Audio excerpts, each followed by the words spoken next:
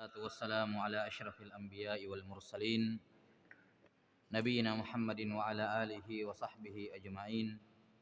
أشهد أن لا إله إلا الله وحده لا شريك له وأشهد أن محمدا عبده ورسوله. اللهم لا سهل إلا ما جعلته سهلا وأنت تجعل الحزن سهلا إذا شئت. اللهم فقهنا في دينك وعلمنا ما ينفعنا وارزقنا الإخلاص في القول والعمل وزدنا علما يا أرحم الراحمين.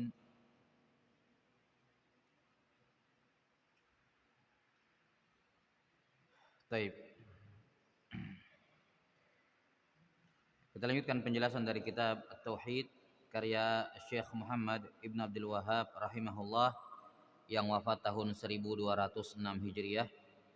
Kata beliau rahimahullahu, bab ma jaa fir ruqa wat tamaim. Bab penjelasan hukum berkenaan dengan ruqyah dan tamimah. Sudah kita jelaskan pada pertemuan sebelumnya bahwa bab ini dibuat oleh penulis rahimahullahu taala untuk menjelaskan apa hukum ruqyah dan apa hukum tamimah. Apa hukum ruqyah dan apa hukum tamimah. Dikarenakan adanya rincian hukum. Ada ruqyah yang hukumnya disyariatkan dan ada ruqyah yang sifatnya dilarang. Dan ada tamimah yang hukumnya dibolehkan dan ada tamimah yang hukumnya diharamkan. Karena adanya rincian seperti ini, maka beliau rahimahullah membuat bab khusus masalah ini.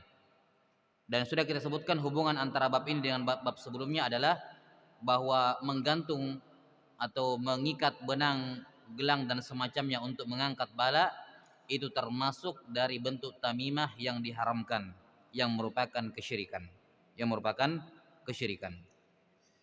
Dan juga sudah kita sebutkan bahwasanya ruqyah dan tamimah itu sama-sama tujuannya untuk memohon perlindungan.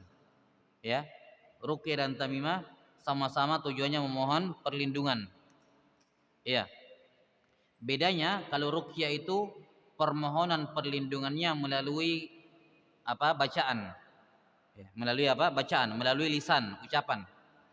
Sementara tamimah itu permintaan perlindungannya melalui perbuatan dengan menggantung, memakai, memasang sesuatu.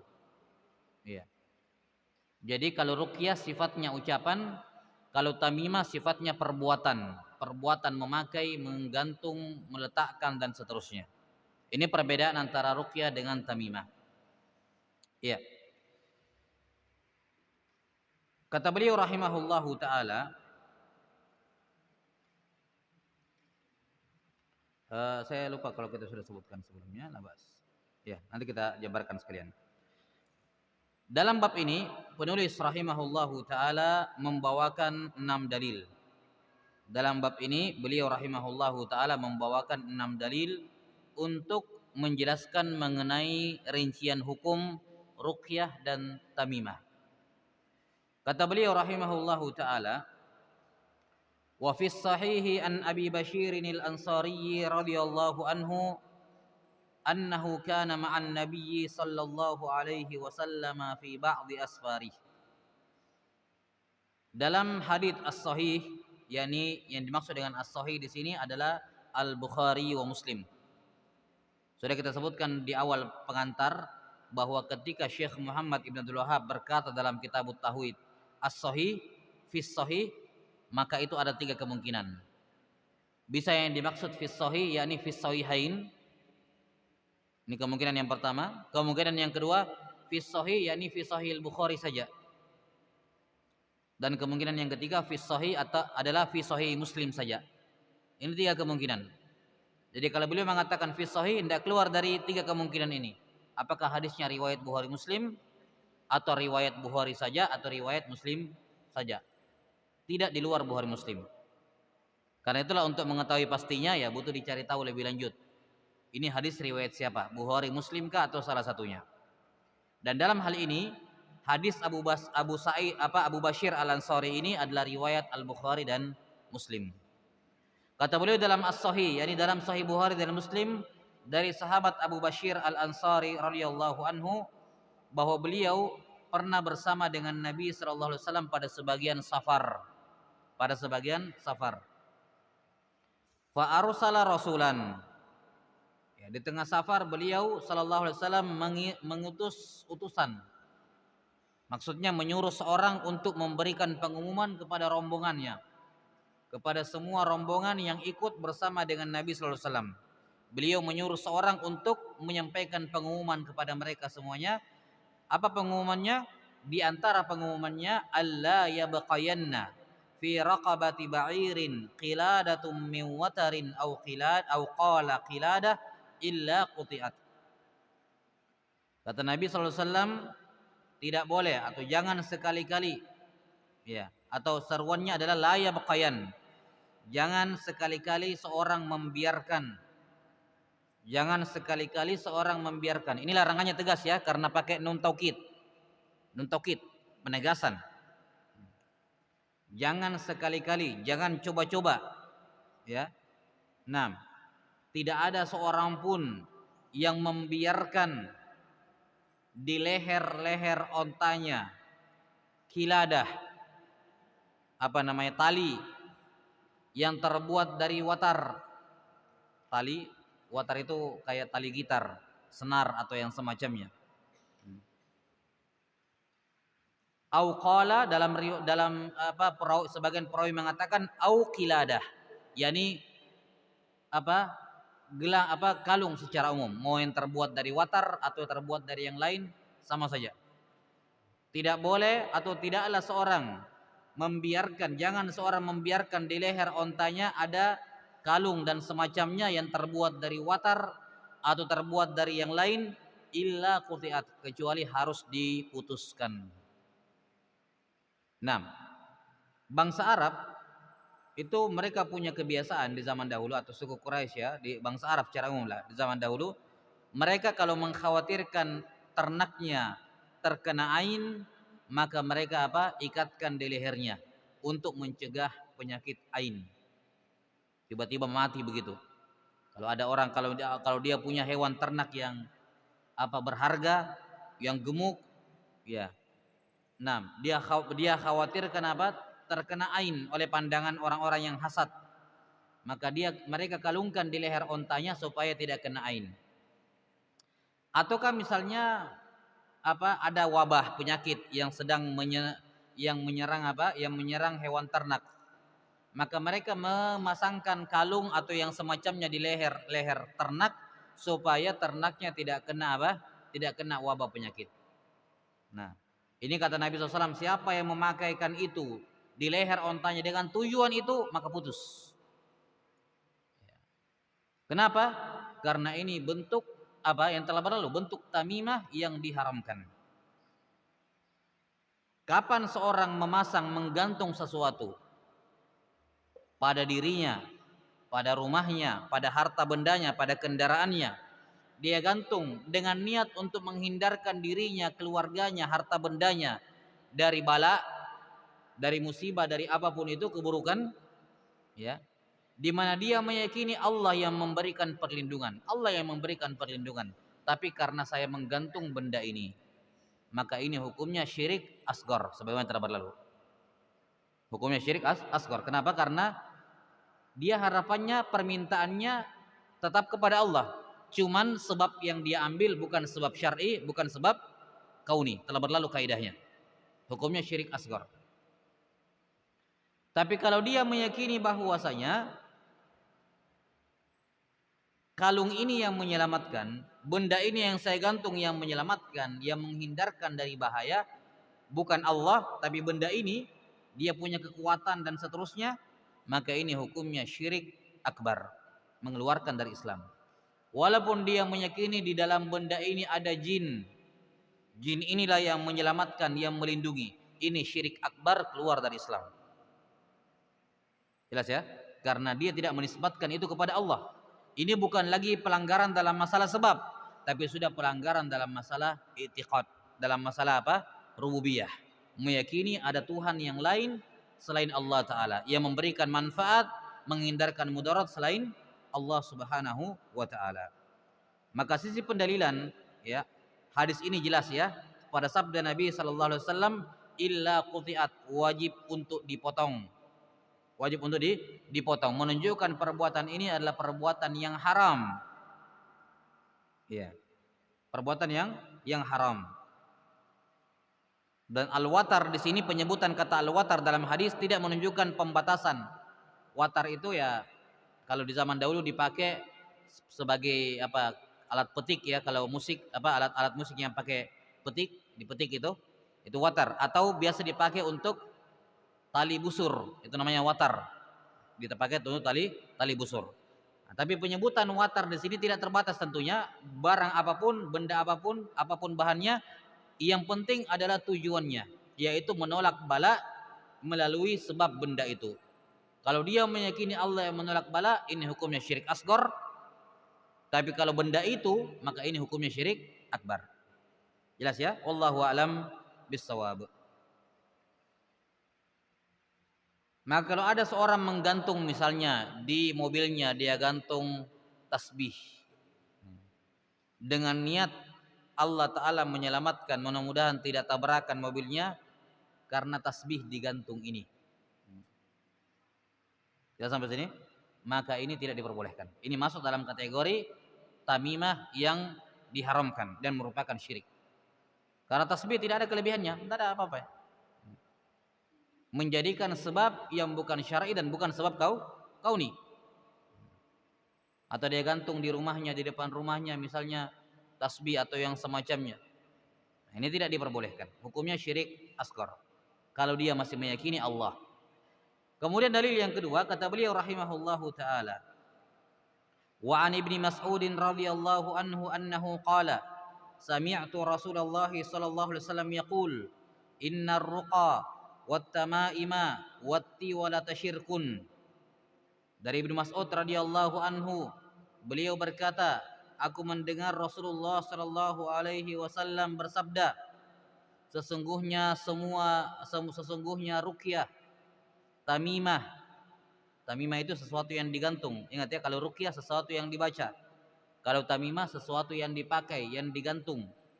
Dan sudah kita sebutkan sebelumnya, menerjemahkan tamimah dengan jimat ini tidak pas. Kalau tidak mau dikatakan salah, karena konotasi jimat tentunya negatif, berhubungan dengan kesyirikan jin dan semacamnya, negatif. Sementara tamimah konotasinya tidak negatif dalam syariat, sebagaimana akan diterangkan. Dah sampai sini. Kata Nabi sallallahu alaihi wasallam, sesungguhnya ruqyah, tamimah, tiwalah itu adalah syirik. Itu adalah syirik. Baik. Ini jelas sekali hubungannya dengan judul bab, ya, bahwa ruqyah, tamimah dan tiwalah itu syirik. Rawahu Ahmad wa Abu Dawud. Baik. Di sini sisi pendalilannya bahwa Nabi sallallahu alaihi wasallam menghukumi ruqyah, tamimah dan tiwalah itu merupakan kesyirikan. Dan itu menunjukkan hal itu diharamkan. Dan syirik yang dimaksud di sini adalah dengan rincian yang sebutkan sebelumnya. Kalau dia masih meyakini Allah Subhanahu wa taala cuman lewat perantaraan ruqyah dan tamimah ini, maka hukumnya syirik asghar. Kalau dia masih meyakini Allah yang melindungi cuman lewat ruqyah dan lewat tamimah, maka hukumnya syirik asghar. Tapi kalau dia meyakini ruqyah inilah, bacaan inilah yang menyelamatkan, tamimah inilah yang menyelamatkan, maka ini syirik akbar. Lihat sampai sini. Ini rincian pada ruqyah dan tamimah. Adapun pada tiwalah tidak ada perincian. Tiwalah itu murni apa? Murni merupakan kesyirikan. Karena ia merupakan bentuk-bentuk sihir. Tiwalah merupakan bentuk-bentuk sihir. Dan yang namanya sihir tidak ada syirik kecil. Semua sihir itu apa? Syirik besar. Semua tiwalah itu, sihir itu syirik besar. Kita akan terangkan nanti dalam babnya. Baik. Di sini Nabi sallallahu alaihi wasallam menjelaskan bahwa ruqyah dan tamimah adalah kesyirikan. Sementara akan diterangkan oleh beliau, ada ruqyah yang dibolehkan, ada tamimah yang dibolehkan. Setidaknya khilaf di kalangan sahabat radhiyallahu anhum ajma'in. Kalau begitu ruqyah apa yang dimaksud di sini yang merupakan syirik? Ruqyah yang mana syirik? Tamimah mana yang merupakan syirik? Jelas? Nah, akan diterangkan oleh beliau. Kalau begitu alif lam, perhatikan alif lam pada kalimat ar-ruqa wat tamaim, alif lamnya di sini lil ahdi dzihni namanya dalam bahasa Arab.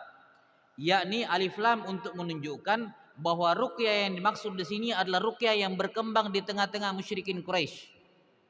Ya.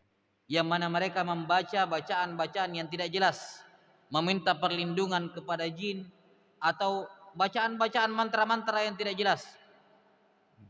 Itu yang dimaksud dengan kesyirikan. Demikian pula tamimah. Tamimah yang dimaksud di sini adalah tamimah yang biasa dilakukan oleh kaum musyrikin. Seperti yang disebutkan di bab sebelumnya, ada yang pakai di lengannya, ada yang pakai di leher ontanya. Ini kebiasaan oleh kaum musyrikin. Tamimah seperti ini yang dikatakan syirik. Bukan semua bentuk ruqyah itu syirik, bukan semua bentuk tamimah itu syirik. Jelas sampai sini? Ya. Tapi ruqyah tertentu, yakni ruqyah yang biasa dikerjakan oleh kaum musyrikin. Karena itulah ketika ada orang yang bertanya tentang ruqyah, kata Nabi SAW, "A'ridu alayya ruqakum." Perlihatkan kepada saya cara ruqyah kalian. La ba'sa birruqa ma lam takum fihi syirkan. Tidak ada masalah kalau ruqyahnya itu tidak mengandung syirik.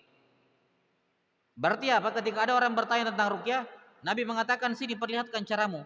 Kalau caramu seperti yang biasa dilakukan oleh kaum musyrikin itu tidak boleh. Ruqyah itu yang tidak boleh. Tapi kalau ruqyahnya tidak ada kesyirikannya, maka hukumnya boleh. Menunjukkan alif lam di sini bukan alif lam listighraqil jinsi. Bukan alif lam pada firman Allah, "Innal insana lafi khusr." Sesungguhnya semua manusia rugi. Bukan alif lam, beda alif lamnya di sini. Di sini alif lamnya lillah dzihni, yakni untuk menunjukkan bahwa yang dimaksud dengan kata ini adalah yang difahami oleh orang-orang Arab ketika itu. Yakni ruqyah yang biasa kita kerjakan dulu ketika musyrik. Di tengah-tengah musyrikin, di tengah-tengah kaum Quraisy, ruqyah yang itu yang syirik, tamimah itu yang syirik. Bukan semua ruqyah, bukan semua tamimah. Jelas?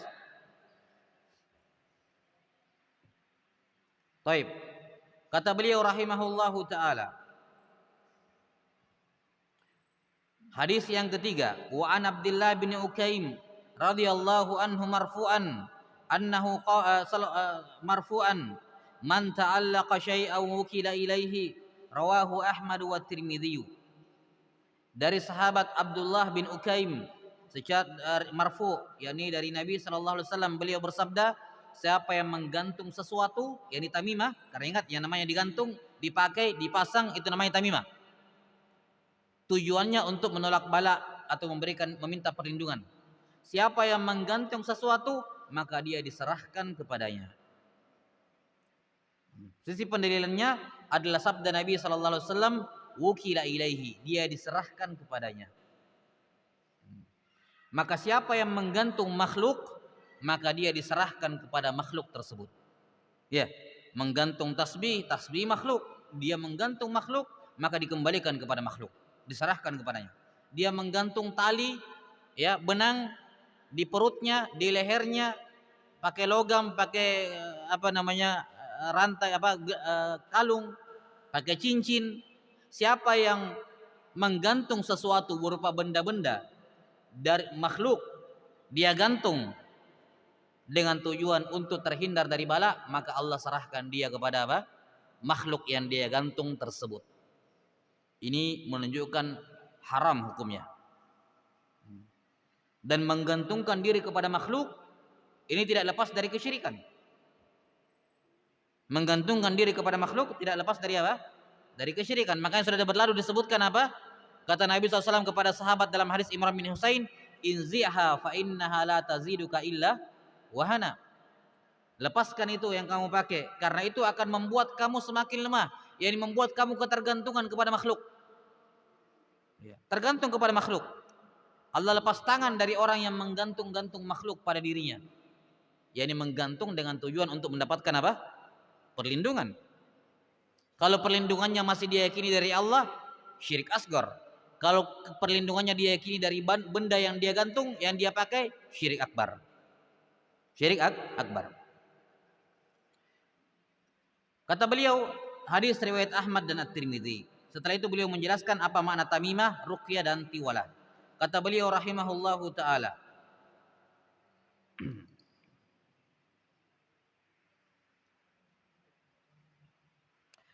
at-tamaim, apa itu tamaim?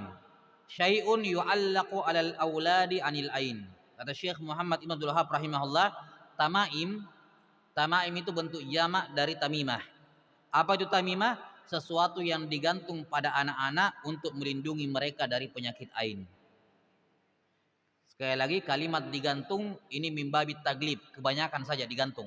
Tapi ini berlaku walaupun tidak digantung, ditaruh, disimpan, dipegang, ditempel, ya, disisipkan, bagaimanapun bentuknya. Intinya minta perlindungan dengan perantaraan benda, makhluk. Apakah dari ain atau yang lain.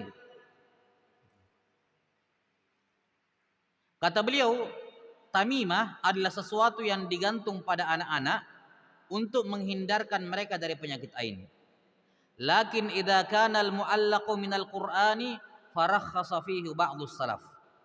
Akan tetapi kalau yang digantung berupa Al-Qur'an, ayat-ayat Al-Qur'an, maka sebagian ulama as-salaf memberikan keringanan akan bolehnya. Wa ba'dhum lam yurakhis wa yaj'aluhu minal manhi anhu. Dan sebagian ulama salaf yang lain tidak memberikan keringanan dan tetap mengkategorikannya sebagai hal yang dilarang. Minhum Ibnu Mas'ud. Di antaranya adalah sahabat Abdullah bin Mas'ud. Ya, radhiyallahu taala anis sahabati ajmain. Taib. Jadi di sini penulis Syekh Muhammad bin Wahhab rahimahullah ingin menjelaskan bahwa yang namanya tamimah, yang digantung-gantung, yang dipakai, yang ditempel, yang disisipkan, terbagi dari dua. Yang pertama makhluk, berupa cincin, tali, benang, apapun modelnya, tasbih. Yang kedua bukan makhluk, yaitu Al-Quran. Al-Quran makhluk atau bukan makhluk? Hah? Bukan makhluk. Al-Quran kalamullah ghairu makhluk. Maka ketika seorang menggantung Al-Quran, kata Nabi SAW, siapa yang menggantung sesuatu, dia diwakilkan, diserahkan kepadanya.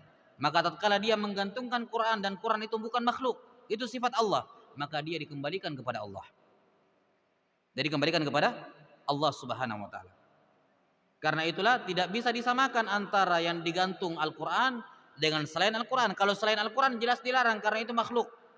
Tapi Al-Quran ghairu makhluk, kalamullah, sifat Allah. Sudah sampai sini? Perbedaan yang lain, kalau yang digantung, jadi perbedaan yang pertama, makanya tidak bisa dikiaskan, tidak bisa disamakan hukum tamimah dengan benda-benda dengan tamimah berupa Al-Quran. Ditulis Al-Quran, kemudian dimasukkan misalnya ini baru dia pakai perlindungan. Tidak bisa disamakan antara tamimah berupa benda-benda dengan Al-Quran. Kenapa tidak bisa disamakan? Dari dua sisi. Yang pertama, benda-benda itu makhluk, sementara Al-Quran bukan makhluk, firman Allah, sifat Allah. Sudah sampai sini? Kemudian yang kedua, meminta perlindungan dengan menggunakan benda-benda. Benda-benda ini bukan sebab syar'i, bukan sebab kauni. Ya atau tidak?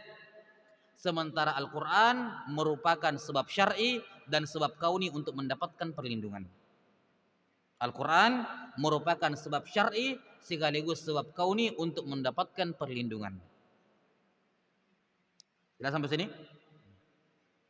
Karena itulah para ulama as-salaf sepakat bahwa menggantung Al-Quran bukan kesyirikan.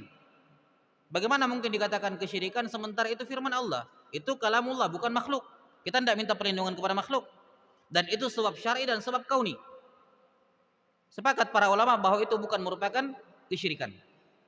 Cuman kemudian yang mereka berbeda pendapat adalah, oke, kita sepakat Al-Quran itu sebab syar'i, sebab kauni untuk mendapatkan perlindungan dari Allah. Ya atau tidak? Ya sepakat kita di situ. Kita sepakat bahwasanya Al-Quran merupakan sebab syar'i dan sebab kauni untuk mendapatkan perlindungan. Tapi bagaimana caranya?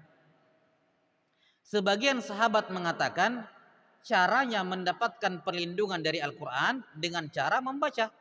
Kita baca Al-Quran, minta perlindungan. Sementara sahabat yang lain mengatakan selain dibaca, dia juga bisa dituliskan. Kias kepada baca. Mengkiaskan kepada apa? Membaca. Maka selain membaca Al-Quran itu cara untuk mendapatkan perlindungan dari Allah melalui sebab Al-Quran, maka cara yang lainnya adalah dengan menulisnya kemudian dia pasang di tubuhnya sebagai bentuk permohonan perlindungan kepada Allah Subhanahu wa taala. Jelas sampai sini? Nah, kita bisa melihat di sini ini seperti yang sudah saya sebutkan di awal, ini masalah fiqhiyah. Ya. Bukan masuk dalam perkara ranah i'tiqad, bukan. Ini adalah bagaimana caranya berlindung kepada Allah dengan menggunakan Al-Quran.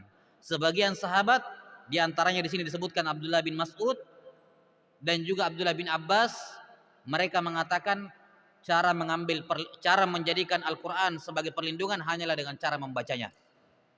Adapun menggantungnya, kata Ibnu Mas'ud dan Ibnu Abbas, tidak boleh. Jelas sampai sini? Sementara sahabat yang lain seperti Aisyah radhiyallahu taala anha, Aisyah dan juga sahabat Abdullah bin Amr bin As, mereka mengatakan menggantung juga boleh. Jelas sampai sini? Menulisnya kemudian digantung juga merupakan bentuk mengambil perlindungan. Karena itulah Abdullah bin Amr bin As radhiyallahu an mengamalkan hal tersebut.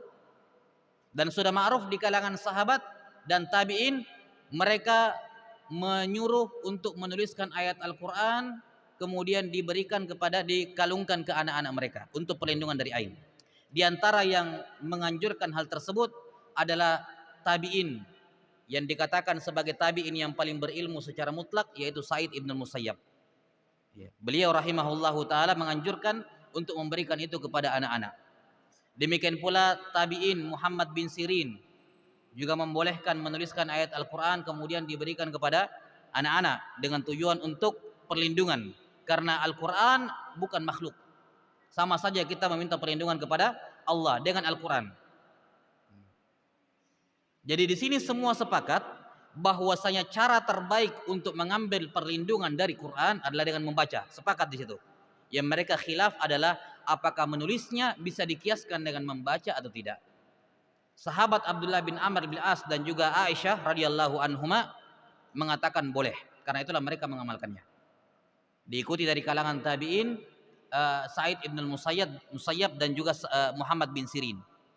Sementara sahabat yang lain yaitu Ibnu Mas'ud dan Abdullah bin Abbas radhiyallahu anhuma mengatakan tidak, hanya dibaca saja, ditulis enggak. Dan juga diikuti oleh sejumlah tabi'in. Ya, sampai sini. Karena itulah dari zaman sahabat sudah khilaf dan sampai di zaman para a'immatul madzahibil arba'ah, mereka berbeda pendapat dalam masalah ini.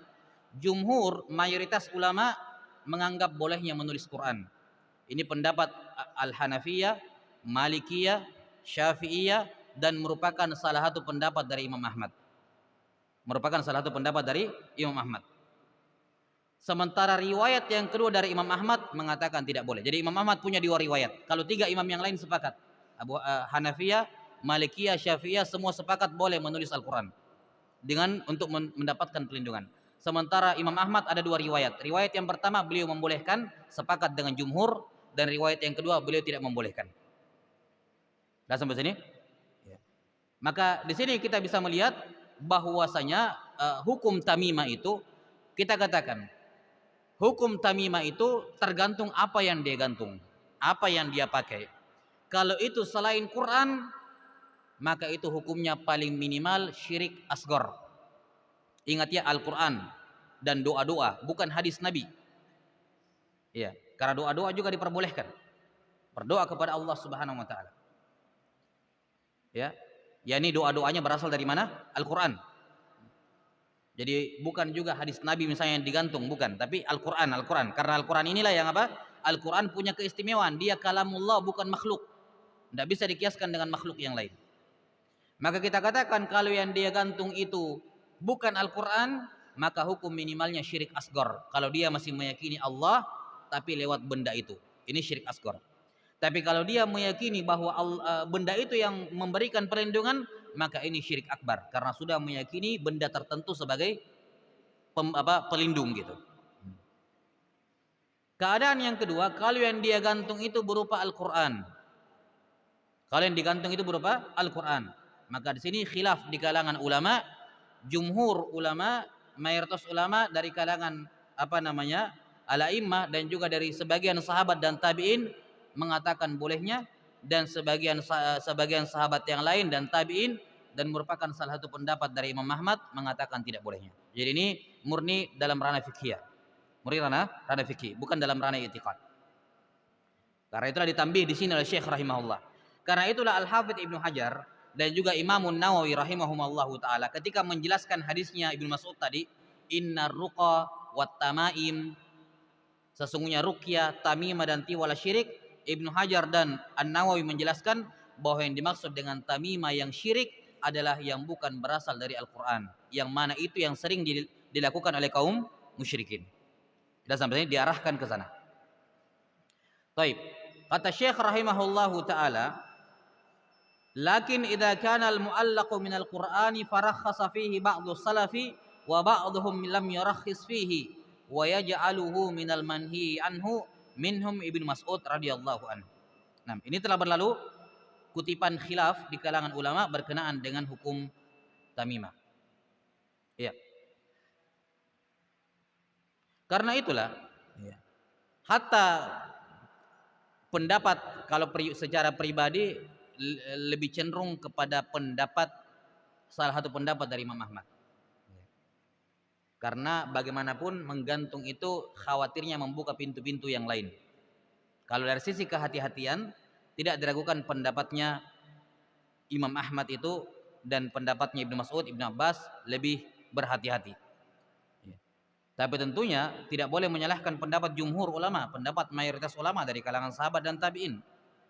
Itu sisi pendalilannya jelas, wajahnya jelas. Apalagi dikatakan itu dosa besar dan syirik, ini tentunya kejahilan kalau mengatakan itu merupakan pelanggaran.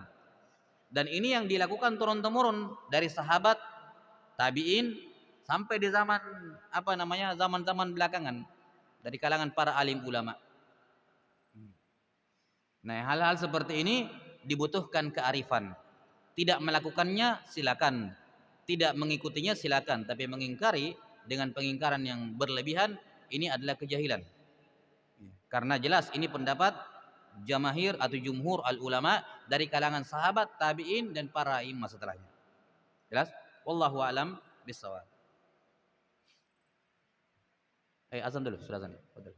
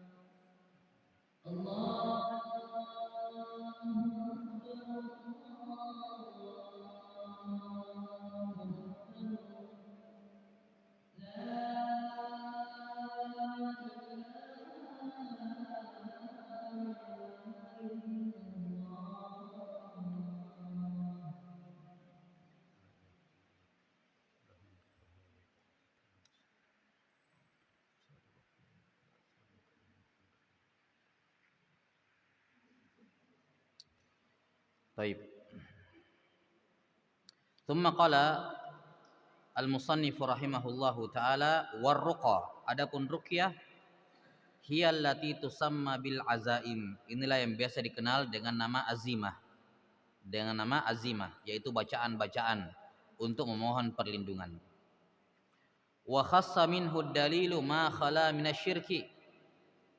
Dalil mengkhususkan bolehnya ruqyah yang tidak ada kesyirikan padanya. Faqad rakhasa fihi Rasulullah sallallahu alaihi wasallam minal aini wal humah. Dan Rasulullah SAW telah memberikan keringanan bolehnya meruqyah dari penyakit ain dan penyakit humah, yakni kalau disengat oleh kalajengking atau hewan serangga-serangga beracun lainnya, itu namanya humah. Ini racun karena serangga beracun. 6. Ini ruqyah. Jadi ruqyah kalau ada kesyirikannya maka tidak boleh. Kalau tidak ada kesyirikannya maka boleh. Sementara wattiwalah, apa itu tiwala dalam hadis tadi? Innar ruqa wat tamaim wattiwala tasyirkun. At-tiwalah adalah syai'un yasna'unahu yaz'umuna annahu yuhabbibul mar'ata ila zawjiha war rajula ila imra'atihi. Tiwala adalah sesuatu yang mereka buat. Yang dimaksud mereka di sini adalah para penyihir. Mereka membuat sesuatu yang dengannya mereka meyakini seorang perempuan ya bisa menjadi lebih disayangi oleh suaminya, demikian pula sebaliknya. Demikian pula apa? Sebaliknya. yakni penyebutan suami istri di sini mim babit taglib. Ya, wa illa yang dimaksud di sini laki-laki perempuan. Ya, yang cocok di zaman sekarang ya pelet. Ya, sihir yang berupa apa? Pelet. Nah, ini hukumnya syirik. Maka di sini Nabi SAW menyebutkan 3 hal syirik. Yang pertama ruqyah itu syirik, yang kedua tamimah itu syirik, yang ketiga tiwalah itu syirik. Para ulama menjelaskan. Ini perhatikan bentuk memahami hadis dengan fahmus salaf, dengan pemahaman para salaf. Tidak bisa seorang mengatakan, wah hadisnya jelas, zahir hadisnya jelas, semua ruqyah tamimah syirik. Tidak bisa. Ya, itu pentingnya memahami Quran dan hadis dengan pemahaman as-salaf. Maka para ulama as-salaf menjelaskan bahwa 3 ini ruqyah, tamimah, tiwalah, syirik, 3 ini dijadikan contoh karena ada perbedaan hukum. Yang pertama, untuk tiwalah ini semuanya syirik, tidak ada yang boleh, semua syirik karena murni sihir. Murni sihir. Untuk ruqyah ini ada 2. Kalau ruqyahnya berupa Quran, doa-doa dari Nabi sallallahu alaihi wasallam, maka ruqyahnya boleh. Ya, ruqyahnya boleh. Kalau ruqyahnya itu berupa ucapan-ucapan, bacaan-bacaan tidak jelas, ya, apalagi doa-doa permintaan kepada jin-jin, maka ini hukumnya syirik. Jadi kalau ruqyah ada yang boleh, ada yang haram, bahkan ada yang syirik. Sementara tamimah juga dirinci. Tamimah kalau dia selain dari Al-Quran maka syirik. Kalau dia berasal dari Al-Quran maka fihi qaulan di kalangan ulama as-salaf. Ada 2 pendapat di kalangan para ulama as-salaf. Dan Syekh Muhammad Ibn Abdul Wahhab sangat jelas beliau condong kepada pendapat yang mengharamkan. Ya. pendapat yang mengharamkan, yakni haram sebagai dosa besar, ya, bukan sebagai kesyirikan, ya, atau kebid'ahan, tapi merupakan kabirah. Wallahu a'lam bissawab.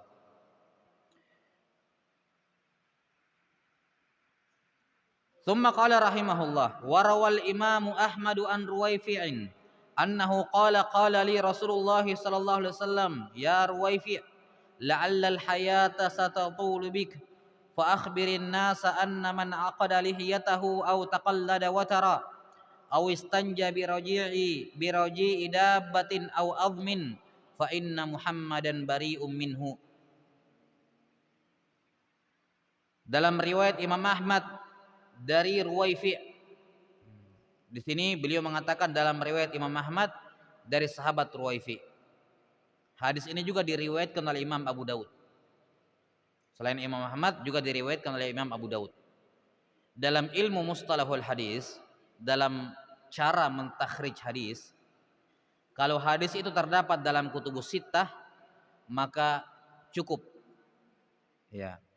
Musnad Imam Ahmad itu bukan termasuk kutubus sittah. Kutubus sittah itu Bukhari, Muslim, tambah Sunan Abi Daud, Tirmidzi, Nasai, Ibnu Majah. Kaidah dalam takhrij, kalau hadis tersebut terdapat dalam kutubus sittah, maka cukup disebutkan itu. Dan seandainya hadisnya diriwayatkan di luar kutubus sittah, maka lebih utama menyebutkan riwayat kutubus sittah dibandingkan selainnya. Nah, di sini hadis ini diriwayatkan oleh Imam Abu Daud. Secara kaidah takhrij, selayaknya Syekh Muhammad Ibn Wahab mendahulukan dan menyebutkan ini riwayat Abu Daud dibandingkan dikatakan riwayat Ahmad, karena Ahmad bukan termasuk kutubus sittah. Dan sampai sini, maka seandainya beliau mengatakan warawa Abu Daud, maka itu lebih sesuai. Cuman para ulama menjelaskan, dan ini akan berulang pada beberapa tempat dalam kitab Tauhid, dalam riwayat kutubus sittah, tapi beliau lebih mendahulukan menyebutkan riwayat Ahmad, padahal bukan kutubus sittah. Alasannya karena beliau Hambali. Dalam fikih, Syekh Muhammad bin Wahab bermazhab Hambali, dan menjadi seorang Hambali, beliau berbangga, ya, menisbatkan hadis kepada imamnya dalam fikih, ya, yaitu riwayat Imam Ahmad. Walaupun diriwayatkan oleh Abu Daud, beliau lebih senang menisbatkannya kepada siapa? Imam Ahmad rahimahullahu taala. Jadi ini bentuk intisab yang merupakan kebaikan. Menisbatkan diri kepada ulama itu hal yang baik, selama itu murni, itu bukan sekedar mengaku-ngaku. Bukan sekedar mengaku-ngaku. Saya pengikutnya mengikuti ini, saya muridnya si syekh ini, saya muridnya ustadz ini. Itu bagus kalau menisbatkan diri kepada orang soleh, asalkan tidak mengaku-ngaku saja. Ya, saya muridnya syekh ini, saya muridnya ini. Ya. Berapa kali kamu ikut pengajiannya? Oh enggak, cuma lewat YouTube. Ya kan begitu. Ini tidak benar seperti ini. Nah, sampai sini ya. Maka intisab kepada orang soleh hal yang baik, enggak ada masalah. Ya, tapi selama itu bukan sekedar murni klaim, tidak ada buktinya gitu. Selama itu ada buktinya. Baik. Kata Ruwaifi, Rasulullah SAW bersabda kepadaku, wahai Ruwaifi, kelihatannya kamu akan hidup dalam jangka waktu yang lama. Ini tanda kenabian. Dan betul Ruwaifi radhiyallahu an termasuk sahabat yang panjang umurnya. Kalau nggak salah lebih dari 100 umurnya. Karena itulah, kalau saya nanti sudah meninggal dan kamu masih hidup, sampaikan kepada orang-orang yang tidak saya temui. Sampaikan kepada mereka, siapa saja yang mengkepang janggutnya, siapa saja yang mengkepang janggutnya atau menggantung di leher-leher hewan itu watar, atau dia istinja cebok dengan kotoran hewan atau cebok dengan tulang, maka sesungguhnya Muhammad berlepas diri darinya. Sisi pendalilannya adalah siapa yang menggantung watar di leher hewan dengan tujuan menghindarkan dia dari ain, dan itu bentuk tamimah yang diharamkan, maka Muhammad SAW berlepas diri darinya. Dan semua ancaman di mana ancaman tersebut disebutkan bahwa Muhammad SAW atau kata beliau saya berlepas diri darinya, saya bukan golongan dari dia, dia bukan golongan saya, itu semuanya menunjukkan dosa besar, bukan dosa kecil. Ya, dosa-dosa seperti itu dihukumi apa? Dosa besar, bukan dosa kecil. Sisi pendalilannya di sini disebutkan apa? Taqallada watara, yakni menggantung watar di leher hewan. Ya, wallahu taala alam bissawab. Masih ada dua asar, insyaallah taala kita akan jelaskan nanti dua asar ini dari Sa'id bin Jubair dan juga dari Ibrahim bin Yazid An-Nakhai rahimahullah, disertai membacakan masail yang disebutkan oleh beliau. Naktafi wa sallallahu ala nabiyyina Muhammadin wa ala alihi wa sahbihi wasallam. Subhanakallahumma bihamdik asyhadu an la ilaha illa anta astaghfiruka wa atubu ilaik. Walhamdulillahirabbil alamin. Assalamualaikum warahmatullahi wabarakatuh.